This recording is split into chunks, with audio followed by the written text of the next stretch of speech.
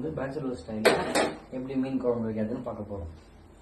கடாயை சூடு பண்ணிக்கலாம், எண்ணெய் விட்டுக்கலாம்.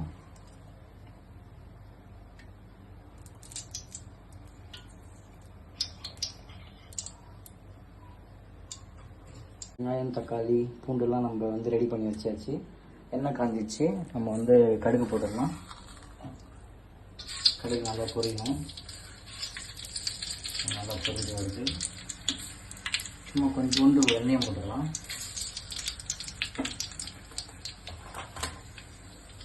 கருவேப்பிலை ஆட் பண்ணிக்கலாம்.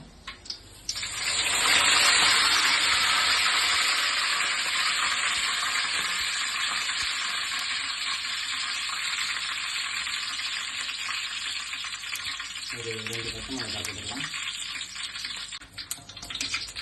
பூண்டு ஆட் பண்ணிக்கலாம்.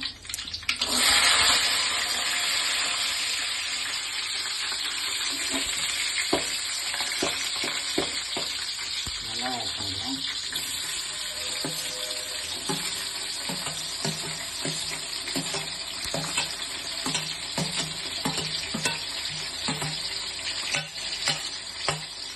நல்லா வதக்கி வைக்கணும்.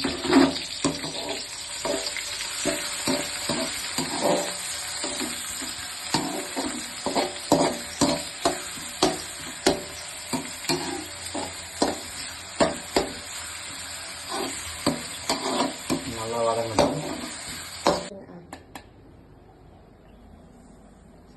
அவ்வளோதான். இந்த கரைஞ்சி மிளகாத்தூள் போட்டு புளியும் மிளகாத்தூளும் கரைச்சி உப்பு போட்டு வச்சிடணும். இந்த பக்கம் நம்ம வந்து மீன் குழம்பு வைக்கிறோம். இந்த பக்கம் வந்து ஃபிஷ் ஃப்ரை. எண்ணெய் காயட்டும்.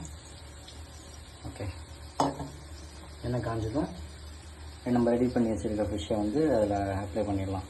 இப்போ ஃபிஷ் ஃப்ரைக்கு வந்து நான் ஆட் பண்ணியிருக்கோன்னா, ஃபிஷ்ஷில் வந்து கொஞ்சோண்டு மிளகு, கொஞ்சோண்டு சீரகம், ஒரு பல்லு பூண்டு போட்டு மிளகாத்தூள் அப்புறம் காரத்தூள் போட்டு நல்லா மிக்ஸ் பண்ணி ஃப்ரிட்ஜில் வச்சுட்டேன்.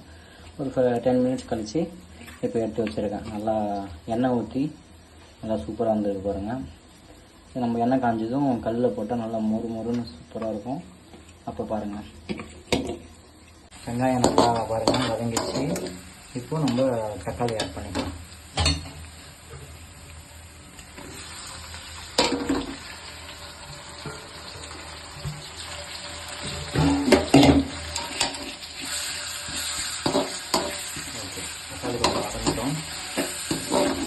இதுதான் நம்ம வந்து ஃபிஷ் ஃப்ரை வந்து போட்டுருவோம்.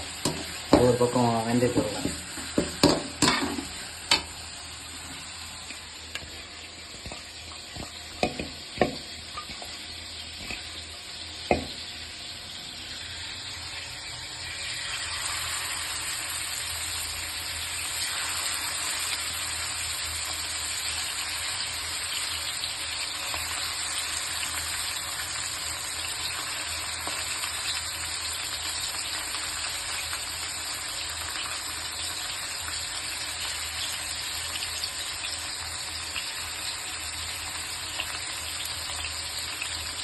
நல்லா போட்டாச்சு.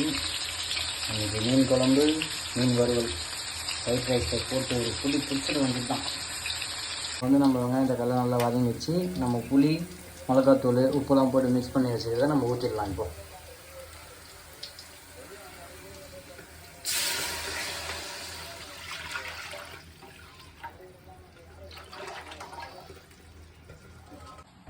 இப்போ நல்லா குழம்பு கொதிக்க ஆரம்பிச்சிச்சு. இப்போ நம்ம மீனை போட்டுடலாம்.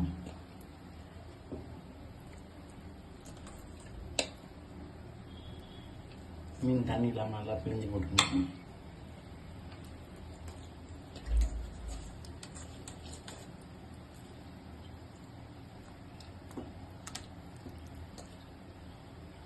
மீன் போட்டாச்சு.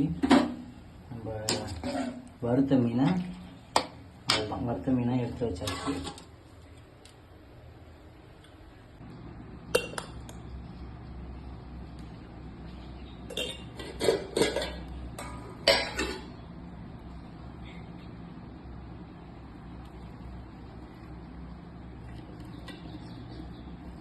மீன் வச்சாச்சு, சாப்பாடு போட்டாச்சு, குழம்பு ஊற்றலாம்.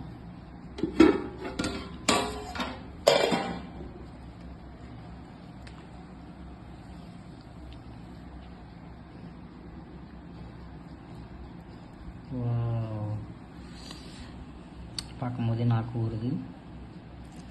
சாப்பிட்லாமா?